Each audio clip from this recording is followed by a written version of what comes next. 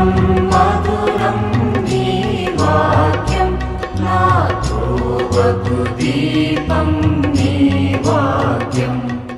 యేసు నామంలో మీకు శుభములు సమృద్ధిగా కలుగునుగాక. మధురం నీ వాక్యం అనే కార్యక్రమానికి స్వాగతం. ఈరోజు మనం ఆగమన కాలం అనే అంశం 9వ భాగం ధ్యానించుకుందామండి. మధురం మధురం నీ వాక్యం నా త్రోవకు దీపం నీ వాక్యం. ఈరోజు గొర్రెల కాపరుల క్రొవ్వొత్తి అంటే ఆనందం అన్నమాట. ఈ ఆనందము అనేది ఏంటి మనం ధ్యానించుకుందామండి. ఉల్లాసమైన మనస్సు కలిగి ఉండడం అన్నమాట. ఆనందం అంటే సంతోషమైన మనస్సు, ఎల్లప్పుడూ మనం సంతోషంగా ఉండాలి. పౌలు రాస్తాడండి ఫిలిప్పి 4:4 ఏమని రాస్తాడంటే, మీరు ఎల్లప్పుడూ ఆనందించండి, ప్రభువులో ఆనందించండి. మన ఆనందము ఈ లోక సంబంధమైన విషయాల్ని బట్టి కాదండి, యేసు ప్రభువులో, ఆయన వాక్యంలో, ఆయన నీతిలో, ఆయన కరుణలో మనం జీవిస్తున్నప్పుడు మనకెంతో ఆనందంగా ఉంటుందన్నమాట. పౌలు చెరసాల్లో ఉంటాడండి. ఫిలిప్పీలకు లేఖ రాసేటప్పుడు 4 లేఖలు రాస్తాడు. రోమ్ చెరసాల్లో క్రీస్తకం 60 నుంచి 62 వరకు అనమాట. ఆ సమయంలో ఆయన 4 లేఖలు రాస్తాడు. ఎఫెసీ, కొలోసి, ఫిలేమోనుకు, తర్వాత ఫిలిప్పీలకు అన్నమాట. అప్పుడు వాళ్ళకి లేఖ రాస్తే ఏం చెప్తాడంటే, మీరు ప్రభువులో ఎల్లప్పుడూ ఆనందించండి. మరల చెప్పుచున్నాను, ఆనందించండి, దేన్ని బట్టి కూడా చింతించొద్దు. ఈ లోక విషయాల్ని బట్టి చింతించకండి. మీకు ఏది కావాలో అది మీరు ప్రార్థనలో తండ్రిని అడగండి. అలా అడిగేటప్పుడు కృతజ్ఞత కలిగిన హృదయంతో అడగండి. ఇప్పటి వరకు మనకెన్నో మేళ్ళు చేశారు కదండి. కృతజ్ఞత, నేను కూడా దేవునికి కృతజ్ఞత చెప్తున్నాను. ఈరోజు మీ యొక్క వాక్యాన్ని, మీ ప్రేమని ఈ బిడ్డలతో పంచడానికి నాకు ఇచ్చిన కృపని బట్టి మీకు వందనాలు ప్రభా. నేను ఇక్కడ రావాలంటే మరి కారు, డ్రైవరు, తర్వాత ఇంట్లో ఆయమ్మ నాకు అన్నీ రెడీ చేసి పెట్టి, మా హస్బెండ్ నన్ను చూసుకొని, ఇక్కడ బాబు మరి స్టూడియో అంతా తయారు చేసి మరి షూటింగ్ చేస్తూ ఉన్నాడు. తర్వాత ఎడిటింగ్ చేస్తారు. దివ్యవాణిలో ఎంతోమంది పని చేస్తున్నారు, బిషప్స్, ఫాదర్లు, స్టాఫ్ ఉన్నారు. అన్నిటిని బట్టి దేవునికి మనం వందనాలు చెప్పాలండి. మీరు మీ కుటుంబంలో దేవుడు అద్భుతాలు చేయాలి. ఇది క్రిస్మస్ కదండి. ప్రతి ఒక్కరి ఇంటికి దేవుడు దూతల ద్వారా ఒక శుభ సందేశాన్ని, ఒక గిఫ్ట్ ప్యాకెట్ని తీసుకొని వస్తారనమాట. అందుకే నేను నీతిమంతులకు దీవెనలు అనే బుక్ కవర్ పేజ్ మీద ఒక గిఫ్ట్ ప్యాకెట్ అన్నమాట పరిశుద్ధ ఆత్మ ద్వారా పంపిస్తున్నారు. క్రిస్మస్ అనగానే లూకా సువార్త చదవాలండి. అక్కడ దేవదూత ద్వారా, గాబ్రియేల్ దూత ద్వారా జకర్యాకు శుభ సందేశం, మరియ తల్లికి శుభ సందేశం, గొర్రెల కాపర్లకి శుభ సందేశం, అందరికీ శుభ సందేశం. ప్రభా, మా ఇంటికి కూడా దేవదూతల్ని పంపించి ఒక శుభ సందేశాన్ని ఇవ్వండి. మా పిల్లల విషయంలో అద్భుతం చేయండి. మీరు ఏది అడుగుతున్నారో తప్పకుండా చేస్తారమ్మా. ప్రభు మిమ్మల్ని జ్ఞాపకం చేసుకొని క్రిస్మస్ పండగకి ఆశీర్వదిస్తారు తెలుసా. 115 కీర్తన 12 ఏముంటుందంటే, ప్రభు మనల్ని జ్ఞాపకం చేసుకొని ఆశీర్వదిస్తారు. ఆయన ప్రతి ఒక్కరిని జ్ఞాపకం చేసుకుంటారు. క్రిస్మస్ పండుగ తన కుమారుని యొక్క పుట్టినరోజు పండుగ మనం కొనియాడుతున్నాం కనుక పరలోక తండ్రికి ఇష్టం మనం ఆనందంగా ఉండాలని. అందుకొరకు ఆయన మన కొరకు అద్భుతాలు చేస్తారండి. దేన్ని గురించి చింతించకుండా మీరు ఏది కావాలో అది ప్రార్థనలో దేవుణ్ణి అడగండి. అలా అడుగునప్పుడు మీరు కృతజ్ఞత కలిగి ఉండండి. ఇది పరలోకం నుంచి మనం దీవెనలు పొందాలి అంటే మనకు ఉండవలసిన హృదయం కృతజ్ఞత కలిగిన హృదయం అండి. ఎల్లప్పుడూ దేవునికి వందనాలు చెప్పాలి. నేను చాలామందికి, చిన్నపిల్లలకి కానీ లేకపోతే టీవీలో కూడా చెప్పానండి. 136 కీర్తన 1 వచనం నేను కూడా చెప్తాను, మా హస్బెండ్కి కూడా చెప్పమంటా అనమాట. God is good, his love endures forever. ప్రభు మంచివాడు యేసు ప్రభు మంచివాడు. ఆయన కృప నిరంతరం ఉంటుంది మన మీద, మీ మీద, మీ పిల్లల మీద, పిల్లల మీద ఆయన కృప నిరంతరం ఉంటుందన్నమాట. అలా అడగాలి. ఇంకా పౌలు ఏమంటాడంటే ఫిలిప్పీ 4:10 అండి, ఇలా చూపిస్తున్నాను, మీరు రాసుకోండి, మీకు గుర్తుండాలి దయచేసి. ఏమంటాడంటే, ప్రభువునందలి నా జీవితము నాకెంతో ఆనందంగా ఉంది, చెరసాల్లో ఉండి ఆయన ఆనందంగా ఉంది అని రాస్తున్నాడండి. ప్రభువులో మనం ఉన్నప్పుడు మన జీవితం ఎప్పుడు ఆనందంగా ఉంటుందండి. ఈ లోకంలో దేవుడు పనిచేస్తున్నారు, మరి సైతాన్ కూడా పనిచేస్తున్నాడు. ప్రభువులో ఉండడం అంటే ఆయన వాక్యం ప్రకారం జీవించడం అన్నమాట. నేను ప్రొద్దున చదువుతున్నాను 32వ కీర్తన 7వ వచనం అన్నమాట. దావీదు అంటాడు, ప్రభా నీ దాగు చోటు నువ్వే ప్రభా. పసిపిల్లలు ఎట్లా ఏదైనా వస్తే తల్లి గుండెల మీద ఆనుకొని దాక్కుంటారు కదా, కొంగు కూడా కప్పుకుంటారు. అలా దావీదు అంటున్నాడు, నేను దాగు చోటు నువ్వే ప్రభా. అంటే దేవుడు అంటే వాక్యం అండి. దేవుని యొక్క వాక్యంలో మనం దాక్కోవాలి. నోవా అతని కుటుంబము ఓడలో దాక్కున్నట్లుగా దేవుని యొక్క వాక్యంలో మనం దాక్కోవాలన్నమాట. అదే దేవుని యొక్క హృదయ వాంఛ మన జీవితంలో అన్నమాట. ఉల్లాసమైన మనస్సు, సంతోషమైన మనస్సు ఎప్పుడు మనకు ఉంటుందంటే దేవుని చిత్తం చేసినప్పుడు అండి. 3 సువార్త ప్రయాణాలు చేస్తాడండి, ప్రపంచం అంతా తిరుగుతాడు, సువార్తని బోధిస్తాడు పౌలు. తర్వాత ఆయనను చూడండి అరెస్ట్ చేసి రోమ్లో మరి హౌస్ అరెస్ట్ చేస్తారు, చెరసాల్లో పెడతారు. కానీ చాలా సంతోషంగా ఉన్నాడనమాట. మనం దేవుని చిత్తం చేస్తున్నప్పుడు అది చెరసాల అవుతే ఏంటండి, సింహాల బోన్ అవుతే ఏంటి, మనతో దేవుడు ఉంటారు. ఎల్లప్పుడూ మనము ఉల్లాసమైన మనస్సు కలిగి ఉంటాం అన్నమాట. దేవుని చిత్తం చేస్తున్నప్పుడు మన మనస్సు ఎప్పుడు ఉల్లాసంగా ఉంటుంది. కానీ సైతాన్ చిత్తం చేసినప్పుడు ఎప్పుడు కూడా నిరాశ అన్నమాట. నిరాశ, నిస్పృహలు, కోపము, ఇంకా రకరకాలు. అది కూడా ధ్యానించుకుందామండి. ఇక్కడ గొర్రెల కాపరుల క్రొవ్వొత్తి అని ఎందుకు అన్నారు, వాళ్ళకి ఆనందం అని ఎందుకు అన్నారంటే, యేసు ప్రభు పుట్టినప్పుడు ప్రపంచంలో ఎంతమంది ఉన్నారండి. ఒకవేళ బెత్లెహేము, యెరూషలేము అక్కడే ఉంది. అక్కడ యెరూషలేంలో మరి రాజు ఉన్నాడు, హెరోదు రాజు, లేదా యెరూషలేం దేవాలయంలో ప్రధానార్చకులు ఉన్నారు, ఇంకా ఎంతోమంది ఉన్నారు.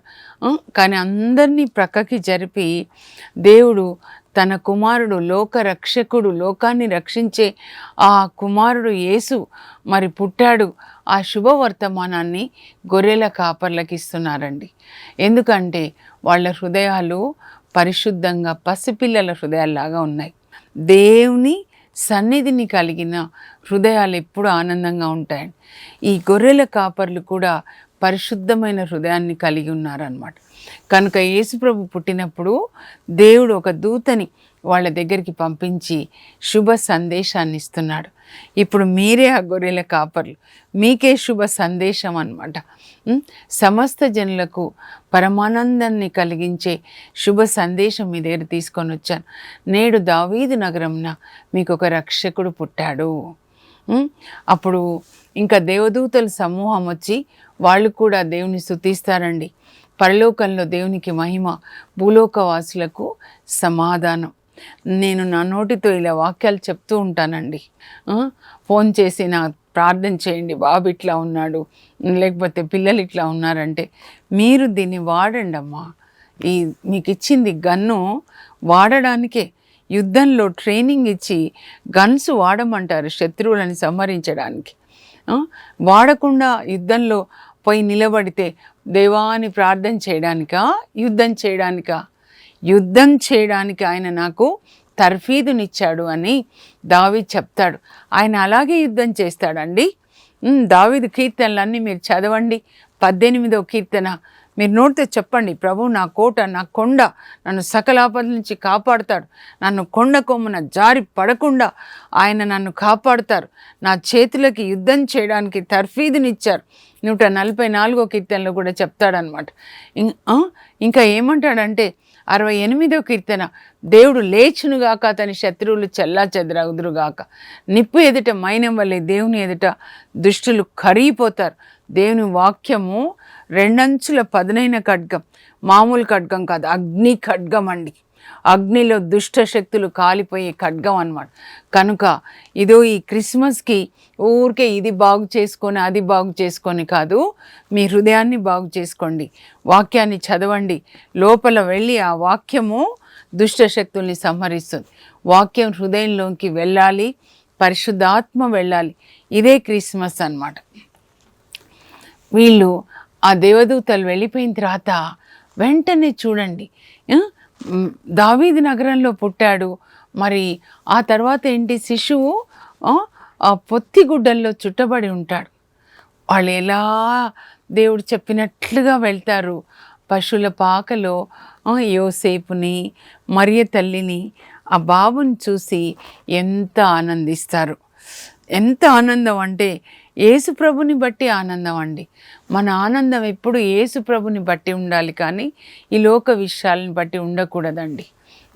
అలాగే పౌల్ని గురించి చెప్పాను నేను ఇక్కడ. ఆ తర్వాత ఎలిజబెత్ అమ్మ చూడండి, మరియ తల్లి వచ్చి శుభవచనం పలకగానే ఆమె పరిశుద్ధాత్మని పొంది ఏమంటారంటే, నీ శుభవచనం నా చెవిని సోకగానే నా గర్భంలో ఉన్న బిడ్డ ఆనందంతో గంతులేస్తున్నాడు. అలాంటి వచనాలు పలకండి అమ్మ తల్లులు. మీరు ఇంకొక స్త్రీని కలుసుకున్నప్పుడు అలాంటి శుభవచనాలు పలకండి మీరు కూడా.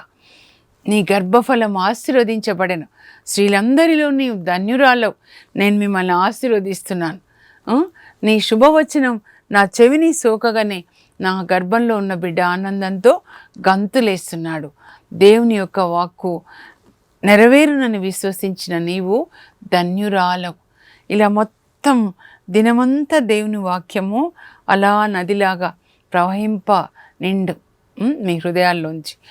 ఆమెకి సంతోషం, ఎలిజబెత్ అమ్మకి, గర్భంలో ఉన్న బిడ్డకి సంతోషం, మరియ తల్లికి సంతోషం. ఆ తల్లి పాట పాడతారంటే ఇద్దరు కలిసి అనమాట. ఇద్దరు కలిసి ఆడవాళ్ళు మీరు ఒక చోట ఉండి వాక్యం చదువుకొని దేవుని స్తుతించండి. ఒక 10 పాటలు పాడండి. నా హృదయం నిన్నే స్తుతించుచున్నది, చేసినావు నీవు గొప్ప కార్యములు. నాకు చాలా ఇష్టమైన పాట అండి ఇది. నేను ఎక్కువ ఇలా అందరి ముందు పాడను, నాకు ఇష్టం పాడాలంటే వాక్యం బోధించేటప్పుడు కూడా.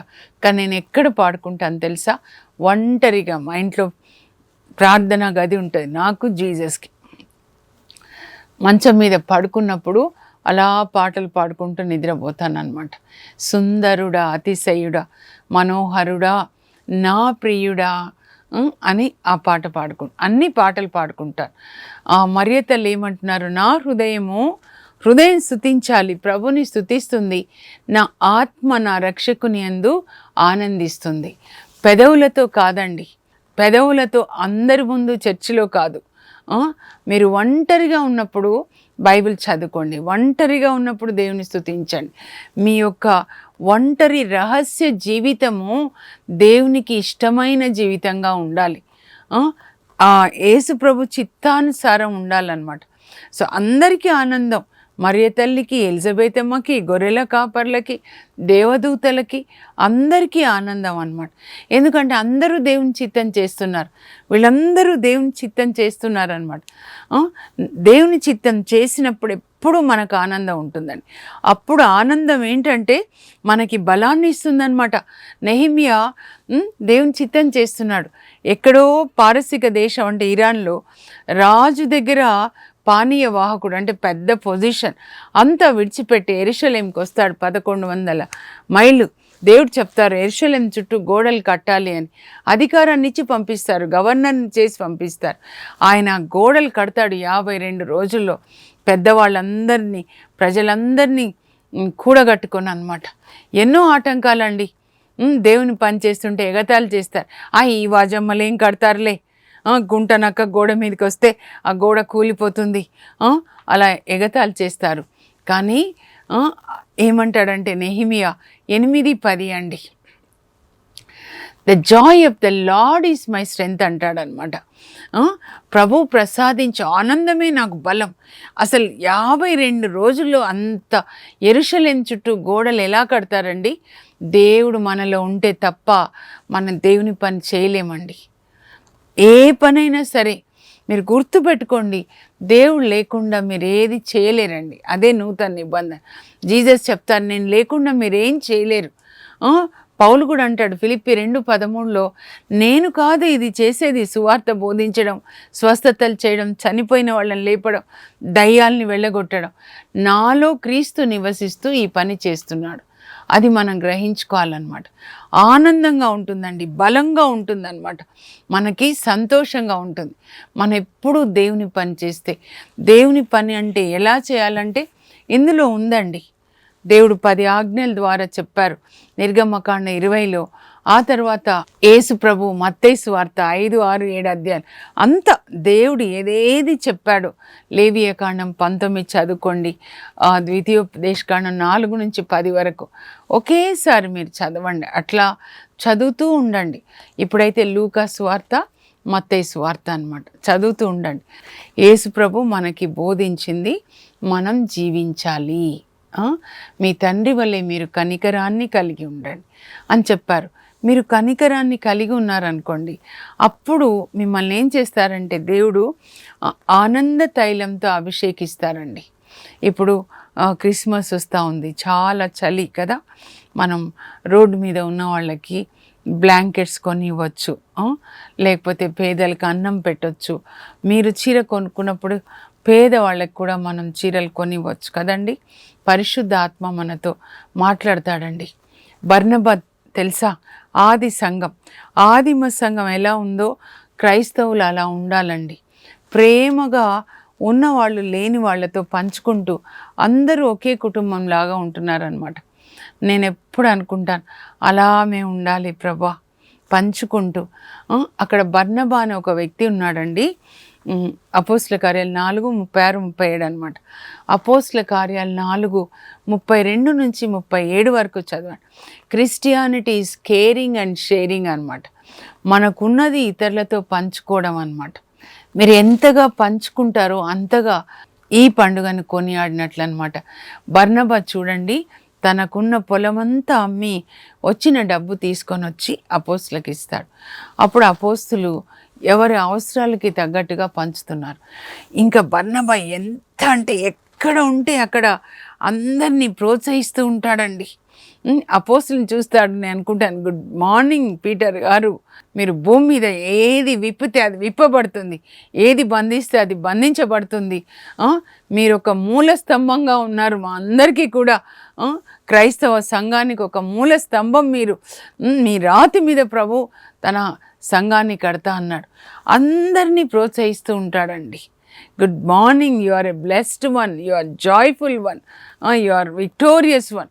అట్లా అందరినీ కూడా ప్రోత్సహిస్తూ ఉంటాడనమాట. ఎందుకంటే దేవుడు చెప్పారు, చిన్న పని కాదు కదండి, నీ పొలం అమ్మి వచ్చిన ఆస్తి డబ్బంతా తెచ్చి అపోస్తులకి అనగానే ఇచ్చేశాడండి. కానీ ఒక ధనికుడైన యువకుడు అలా చేయలేకపోయాడు. మత్తయి సువార్త 19లో అలా చేయలేకపోయాడు, ధనాన్ని ప్రేమించాడనమాట. కానీ బర్నబా అలా చేయలేదన్నమాట. సో మనం కూడా దేవుని చిత్తం చేయాలండి. అప్పుడు మనలో నుంచి ఈ యొక్క ఆనందము మనలోంచి వస్తుంది అన్నమాట. మరి మనలోకి ఎప్పుడు వస్తుంది? హెబ్రీ పత్రిక 1:9 అండి. అక్కడ పౌలు ఏమని రాస్తాడంటే, యాక్చువల్గా యేసు ప్రభు గురించి రాస్తారనమాట. ఏమని రాస్తారంటే, తండ్రి దేవుడు యేసు ప్రభుని గురించి ఇలాగూ సెలవిచ్చాడంట. అది పౌలుకి దేవుడు బయలుపరుస్తారు. తండ్రి దేవుడు తన కుమారునితో మాట్లాడమన్నమాట. నీవు నీతిని ప్రేమించి పాపంను ద్వేషించావు కనుక నీ దేవుడు నిన్ను నీ సోదరుల కంటే ఎక్కువగా హెచ్చించి ఆనంద తైలంతో అభిషేకించాడు. ఎప్పుడెప్పుడు మనం నీతిగా జీవిస్తామో అప్పుడు దేవుడు మనల్ని ఆనంద తైలంతో అభిషేకిస్తారండి. ఈ సమయం ఏంటంటే మనమందరము ఆనంద తైలంతో అభిషేకించబడాలి. మన నుంచి శోక వస్త్రము మన నుంచి వెళ్ళిపోవాలన్నమాట. యెషయా 61:3 కూడా ఉంటుంది. శోక వస్త్రమునకు మారుగా ఆనంద తైలంతో అభిషేకించడానికి, ఆనంద వస్త్రాన్ని ఇవ్వడానికి ప్రభు నన్ను అభిషేకించారు అని. మీరు ఎంతగా నీతిగా జీవిస్తారో, మీ పనిలో కావచ్చు, డబ్బు విషయంలో కావచ్చు, పరిశుద్ధంగా ప్రతిరోజు ఒక్క వాక్యం మీరు ప్రాక్టీస్ చేసుకోండి. మీ దేవుడు పరిశుద్ధుడైనట్లే మీరు పరిశుద్ధులై ఉండండి. నాలుక పరిశుద్ధత, కన్నులు పరిశుద్ధత, చెవులు, శరీరం పరిశుద్ధత, ఆలోచనలు, హృదయ వాంఛలు పరిశుద్ధంగా, అలా ఒక్కటొక్కటి అన్నమాట. మీ తండ్రి వల్లే మీరు కనికరం కలిగి ఉండండి. ఈరోజు నేను వీళ్ళకి కొంచెం అన్నం పెడతాను, వీళ్ళకు ఒక్క బ్లాంకెట్ కొనిస్తాను. వాక్యం ఏది చదువుతున్నారో మీరు దాన్ని జీవించాలన్నమాట. జీవించే వాక్యం ఇది, జీవవాక్కు. ఇలా జీవించిన వాళ్ళే పరలోకానికి వెళ్తారు. అక్కడ జీవ గ్రంథం ఉంటుంది. అందులో ఎవరి వాక్యాన్ని జీవిస్తారో వాళ్ళ పేర్లు రాయబడతాయి.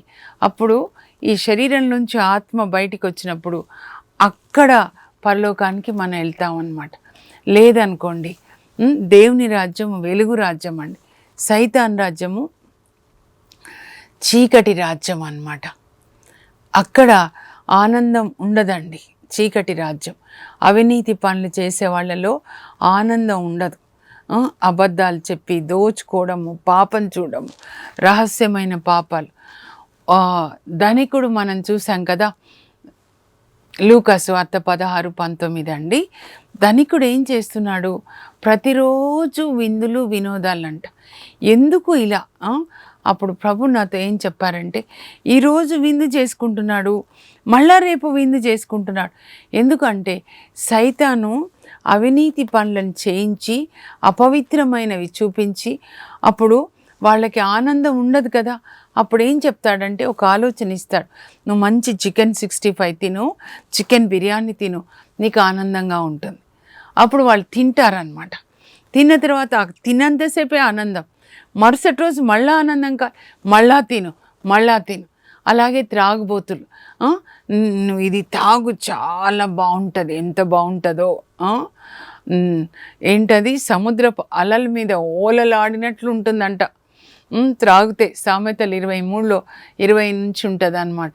కానీ తర్వాత అది పామై కాటేస్తుంది. ఈ తాగినప్పుడు నీకు ఆనందం ఉంటుంది, తాగు, మళ్ళా తాగు. వాళ్ళకి ఆనందం ఉండదండి. వాళ్ళ ఆత్మని పట్టి పీడిస్తాడు. దొంగిలించుటకు, హత్య చేయటకు, నాశనం చేయడానికి వస్తాడు. పాపం చేయించి, పాపం చూడు సెల్ ఫోన్లో, లేకపోతే ఈ అమ్మాయితో పాపం చేయి, లేకపోతే ఇలా అవినీతి డబ్బు సంపాదించు. జక్కయ్య సంపాదిస్తూ ఉన్నాడు అనమాట. అలెగ్జాండర్ ద గ్రేట్ చంపు దేశాలు జయించి చివరికి ఎట్లాంటి నికృష్టమైన చావు చేస్తాడండి 32 సంవత్సరాల వయసులో అనమాట. లేకపోతే కొంతమంది చూడండి, షాపింగ్ అనమాట. ఆ షాపింగ్ చేసినంతసేపే ఆనందం, మళ్ళా షాపింగ్. ఇలాంటి ఊబిలో నుంచి మనం బయటికి రావాలంటే ఏం చేయాలంటే, ఇప్పటికైనా కూడా జక్కయ్య చూడండి, డబ్బు సంపాదించి యేసుప్రభు ఆయన ఇంటికి వస్తాడు, ఆయన హృదయంలోకి వస్తాడండి. అప్పుడు యేసుప్రభు రాగానే ఎంత ఆనందం అంటే, నా ఆస్తిలో సగం పేదలకి ఇస్తాను, ఎవరికైనా అన్యాయం చేస్తే 4 రెట్లు ఇస్తాను. ఇదే అండి క్రిస్మస్ అంటే. మన ఇంటిలోనికి యేసుప్రభుని ఆహ్వానించాలి, తర్వాత మన హృదయంలోనికి యేసుప్రభుని ఆహ్వానించాలి. యేసుప్రభు అంటే ఆయన యొక్క వాక్యం, నీతి వాక్యం అన్నమాట. మనం నీతిగా జీవిస్తే దేవుడు మనల్ని ప్రతిరోజు ఆనంద తైలంతో అభిషేకిస్తాడు. శౌరి వారు, ఇన్యాసి వారు మనం ధ్యానించుకున్నాం కదండి. వాళ్ళు ఒక రూమ్లో ఉంటారనమాట, ప్యారిస్లో సెయింట్ బార్బరా కాలేజ్లో అనమాట. శౌరి వారు రోజు సాయంకాలం పార్టీలు రోజు విందులే, కానీ ఆనందం లేదు ఆ సమయం. ఇన్యాసి వారు విందులు లేవు, దేవుని వాక్యాన్ని పఠించి దాన్ని ధ్యానించి దాన్ని పాటించేవాడు. యేసు ప్రభు మన హృదయంలో ఉంటే ప్రిన్స్ ఆఫ్ పీస్ అన్నమాట. మన హృదయం నుంచి ఆ శాంతి, ఆనందము, పీస్, ప్రేమ ఇవన్నీ కూడా మనలోంచి ప్రవహిస్తాయండి. చివరికి శౌరి వారు ఓడిపోతారు. రోజు పార్టీలే, రోజు క్రొత్త బట్టలే, కానీ నాకు పీస్ లేదు. ఇన్యాస్ వారు చెప్తారు, దేవుడు మన ఆత్మని సృజించే అప్పుడు మన హృదయంలో ఒక ఖాళీ స్థలం ఆయన కొరకు సృజించుకున్నారు. కానీ సైతాను ఆ యేసుప్రభు లోపలికి రాకుండా లోపలికి సీసాలు, షాపింగ్లు, డబ్బు, పాపం చూడడం ఇవన్నీ తీసుకొని వస్తారు. కానీ ఆ లోపలికి యేసుప్రభు వెళ్ళినప్పుడే మనకి శాంతి ఉంటుంది. నాకు ఆ శాంతి కావాలంటారు, ఆ శాంతిని పొందుతారు. అంతేకాదు ప్రపంచానికి శాంతినిచ్చారండి. 10 లక్షల మందికి యేసుప్రభు గురించి బోధించి తాను పొందిన ఆనందాన్ని అందరికీ ఇచ్చాడు. ఇది అండి క్రైస్తవ జీవితం. క్రైస్తవులు క్రీస్తులాగా జీవించిన వాళ్ళు, క్రీస్తుని హృదయంలో మోసిన వాళ్ళు పునీతులు అనమాట. అపోస్తుల తర్వాత వాళ్ళ శిష్యులు. అందుకే అపోస్తుల తర్వాత చర్చ్ ఫాదర్స్ గురించి నేను చెప్పాను. అది నా సొంతగా కాదండి, దేవుని యొక్క నడిపింపు ప్రకారం అన్నమాట. మీ హృదయంలో యేసుప్రభు జన్మించాలి. యేసుప్రభు అంటే ఆయన వాక్యం, దాన్ని మీరు జీవించాలి. అప్పుడు దేవుడు మీకు ఆనందాన్ని ఇస్తారు, సమాధానాన్ని ఇస్తారు, ప్రేమతో నింపుతారు, నిరీక్షణ. ఇవన్నీ యేసుప్రభు యొక్క స్వభావం మనలో పోయబడుతుంది. ప్రార్థన చేసుకుందాం. పరలోకపు మా తండ్రి, మీ పరిశుద్ధ నామమునకు స్తోత్రం కలుగును గాక. ప్రభా, ఈ క్యాండిల్స్ వెలిగించడం కాదు, మా హృదయంలో పరిశుద్ధ ఆత్మదేవ మీరు నిరీక్షణను పొయ్యండి, ప్రేమతో నింపండి, ఆనందంతో నింపండి, సమాధానంతో నింపండి. ఈ కృపావరాలన్నీ పరలోకం నుంచి మా హృదయంలో పొయ్యండి. మేము వాక్యం చదివిన దాన్ని పాటించేటట్లుగా మా హృదయంలో యేసుప్రభు జన్మించేటట్లు మాకు కృపని దయచేయండి ప్రభా. ఈ బాహ్యపరమైన అట్టహాసం నుంచి, మోసకరమైనటువంటి ఆ సైతానికి చెందిన వాటి నుంచి మా అందరికీ విడుదల, మా పిల్లలకి విడుదల ప్రభా. ఆ రోజు మరియ తల్లి గర్భం ధరించి యేసుప్రభుకి జన్మనిచ్చారు. ఈరోజు నేను గర్భం ధరించాలి. మా కుటుంబంలో ప్రతి ఒక్కరూ యేసుప్రభుని గర్భం ధరించి యేసుప్రభుని లోకానికి అందించాలి. నా హృదయంలో జన్మించండి, మా ఇంటిలో, మా ఊరిలో జన్మించండి. యేసు నామంలో అడుగుచున్నాం తండ్రి, ఆమేన్. యేసుప్రభు వాక్యాన్ని చదివి దాని ప్రకారం జీవిస్తున్నప్పుడు మన హృదయంలో పరిశుద్ధ ఆత్మదేవుడు ఈ కృపావరాల్ని పోస్తాడండి. అవన్నీ మీరు పొందుదురుగాక. God bless you. Have a blessed day.